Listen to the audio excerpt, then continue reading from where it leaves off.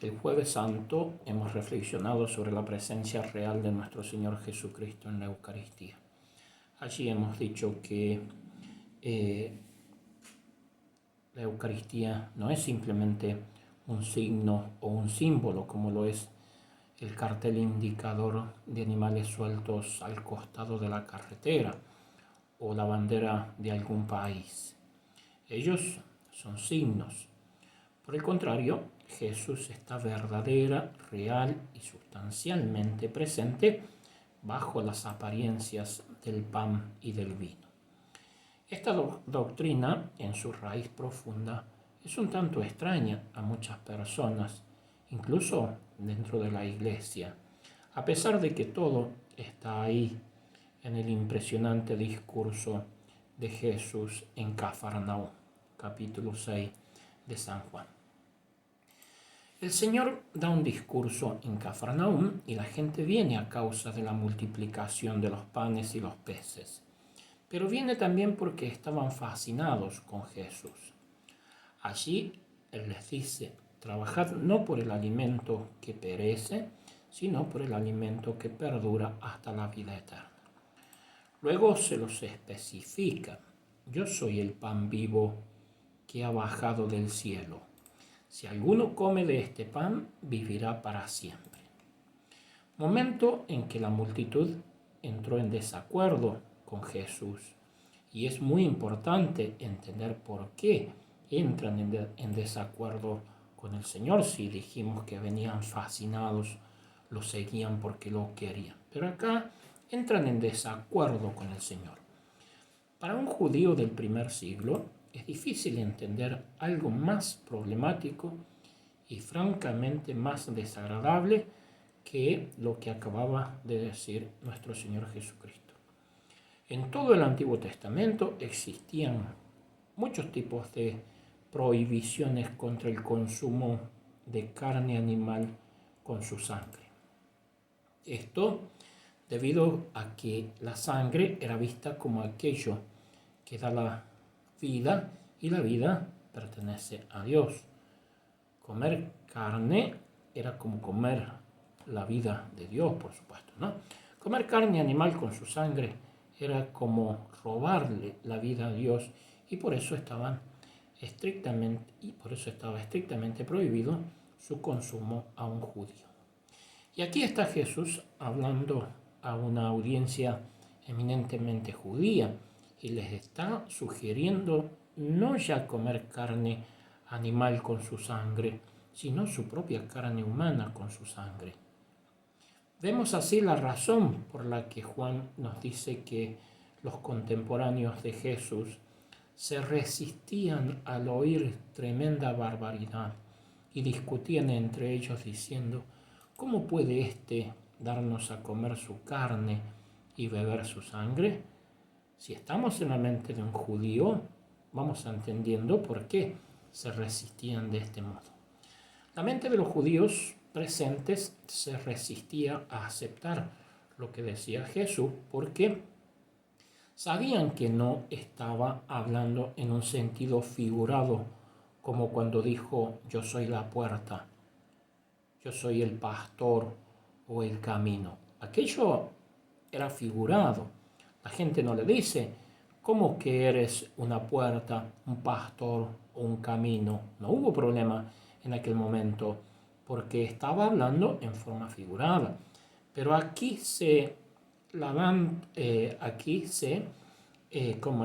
le dan todas las posibilidades para que explique aquello que acababa de decir en una terminología real y no figurada. Entonces, como que le piden al Señor que explique un poco lo que está queriendo decir, ¿no? En cierta manera, los presentes le están pidiendo que diga si es una metáfora o está hablando en forma figurada, como lo hizo con Nicodemo, cuando le dice, en verdad te digo, que el que no nace de nuevo no puede entrar en el reino de los cielos. Nicodemo le pregunta, ¿acaso se puede entrar de nuevo al vientre de la madre y volver a nacer?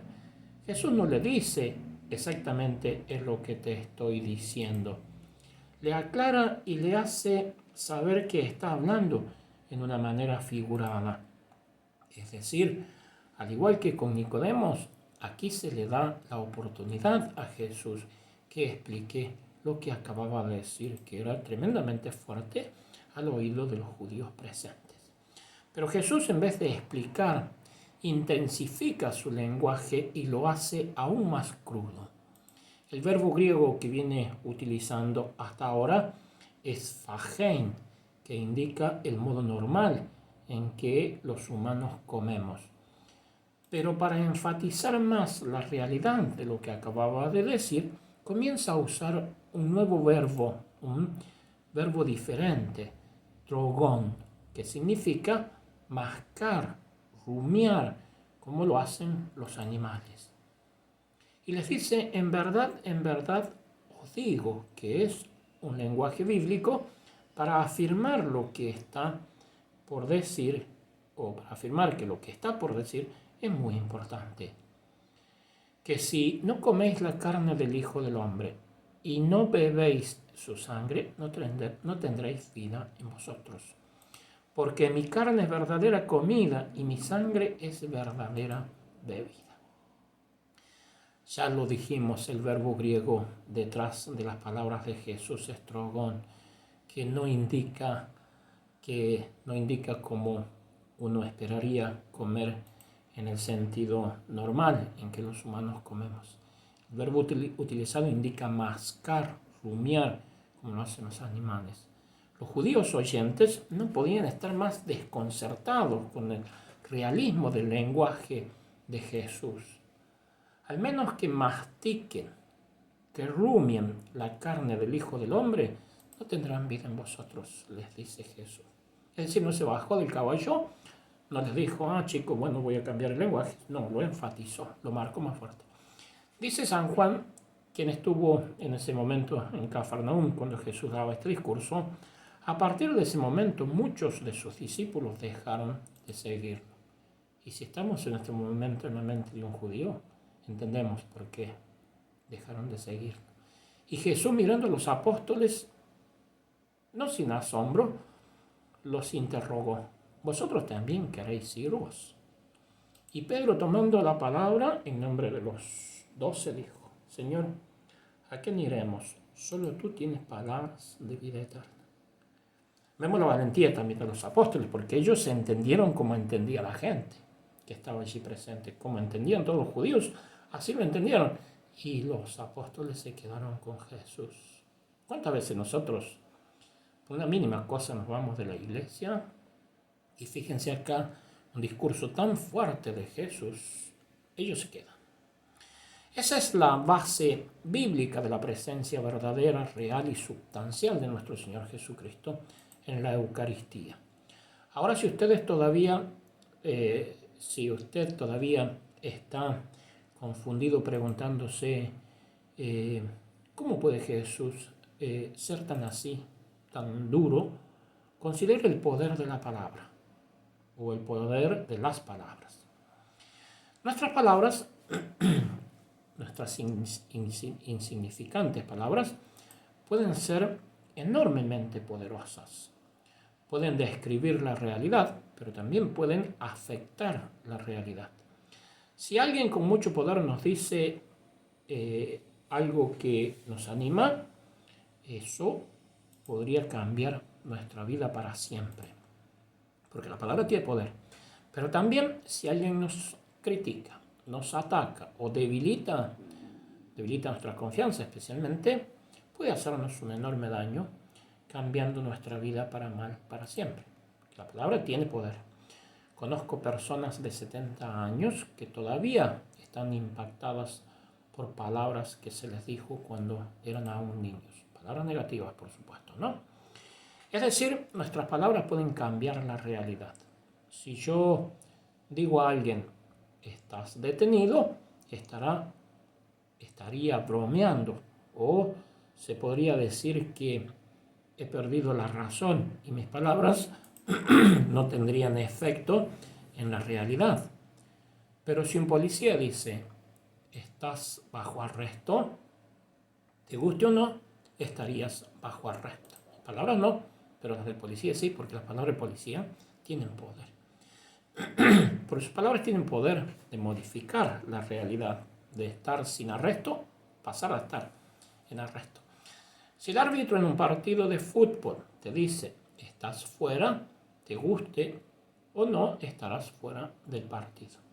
Las palabras nuestras humildes palabras, pueden no solo describir, sino también cambiar la realidad.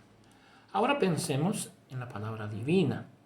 La Biblia dice que Dios habló al mundo, a la existencia, y dijo, hágase la luz, y hubo luz. Le dijo que se produzca la tierra, y así fue. Es decir, Dios no solo se limita a describir las cosas, sino que hace las cosas por su palabra, por su expresión inteligente. Pero en realidad, ¿quién es Jesús? Jesús no es solo un maestro entre muchos maestros. No es uno más en una larga lista de profetas como piensan los testigos de Jehová, sino que Jesús es un si Jesús es un profeta más, ¿qué puede hacer en el tipo de discurso transformador en que nos encontramos involucrados en Cafarnaúm? Un simple profeta, no podría haber dicho lo que Jesús dijo. Pero no, la afirmación de la Iglesia, que es la afirmación central en el Nuevo Testamento, es que Jesús es la palabra de Dios hecha carne. El verbo de Dios se hizo carne y habitó entre nosotros. Esto es profundamente significativo porque la misma palabra con que Dios crea el universo se vuelve personalmente presente en nuestro Señor Jesucristo. Por eso en los evangelios lo que Jesús dice acontece como aconteció cuando Dios creaba el universo modificando la realidad. La palabra de Jesús tenían el poder divino. Niña, levántate, le dice a la hija de Jairo que había muerto. El Evangelio nos lo recuerda en griego, Thalita cum, niña, levántate. Y se levantó porque Jesús es la palabra de Dios que afecta la realidad. Lázaro, sal afuera, le dice al amigo que había muerto. Y el muerto salió fuera porque Jesús, la palabra de Dios, vuelta a hombre, hecha hombre, transforma la realidad. Hijo, tus pecados te son perdonados, y por Dios que sus pecados estaban perdonados, porque aquel que hablaba era poderoso y podía modificar de pecador a estar sin pecado alguno. Me da mucha alegría eso a mí, porque cuando me voy a confesar, Cristo dice a través del sacerdote, yo te absuelvo tus pecados, en el nombre del Padre, del Hijo y del Espíritu Santo. Cristo te perdona, sin duda ya. Ahora, la noche antes de morir, el Jueves Santo, como hemos reflexionado, Jesús tomó el pan sin levadura y dijo, tomad y comed todos de él, porque este es mi cuerpo. Después de la cena, dijo sobre la copa de bendición, tomad y bebed todos de él, porque este es el cáliz de mi sangre. Dios bendito. Jesús modificó la realidad. Lo que era pan y vino dejó de ser pan y vino y comenzó a ser su cuerpo y su sangre. Qué groso, qué lindo, qué profundo. Si yo dijera lo dicho por Jesús, estaría dando cuando mucho un gran discurso poético, metafórico, refiriéndome a cosas como esto representa mi vida o esto representa mi amor por ti. Pero cuando Jesús lo dice, sus palabras, por ser quien Él es, tiene el poder de modificar la realidad en el nivel más profundo y fundamental que nosotros podamos imaginar. La sustancia del pan y del vino, la realidad más profunda del pan y del vino, se transforma en la sustancia del cuerpo y de la sangre de nuestro Señor Jesucristo. Y eso se llama transubstanciación, cambio de sustancia por la palabra de Dios. Finalmente, lo que nos toca más de cerca ¿En qué momento el sacerdote en la misa tiene tanto poder como Jesús para ocasionar el cambio de la sustancia del pan? Lo tiene cuando no está hablando sus propias palabras insignificantes, sino que está hablando Jesús por medio de él. Y eso sucede en la consagración, cuando habla in persona Christi, es decir, en la misma persona de Cristo. No es el sacerdote el que hace la consagración, el cambio de sustancia, es Jesucristo. Es el momento central en que el sacerdote no habla por sí, es Cristo el que habla a través de él. Allí el sacerdote recuerda en plural lo que Jesús hizo, pero en un momento se mueve al discurso en primera persona y dice: tomad y comed todos de él, porque esto es mi cuerpo. Luego toma el cáliz y dice: tomad y bebed todos de él, porque este es el cáliz de mi sangre. El sacerdote habla con la autoridad de Cristo, o Cristo habla a través del sacerdote, y es por eso que sus palabras tienen el poder de modificar los elementos, de cambiar la sustancia de pan y vino, de suerte que lo que era pan y vino dejó de ser pan y vino y comenzó a ser el cuerpo y la sangre de nuestro Señor Jesucristo. ¿Cómo no van a querer ustedes a los sacerdotes cristianos, hermanos míos? ¿Cómo no vamos a proteger a los sacerdotes? ¿Cómo vamos a hablar mal de los sacerdotes cuando Cristo los necesita para darles a ustedes el cuerpo suyo, la vida, digamos, ¿no? Por eso, para nosotros los católicos, la respuesta adecuada para ese momento tan profundo y transformador es simplemente inclinarse y adorar en silencio al Señor presente, verdadera, real y sustancialmente en la Eucaristía. Los quiero mucho a todos.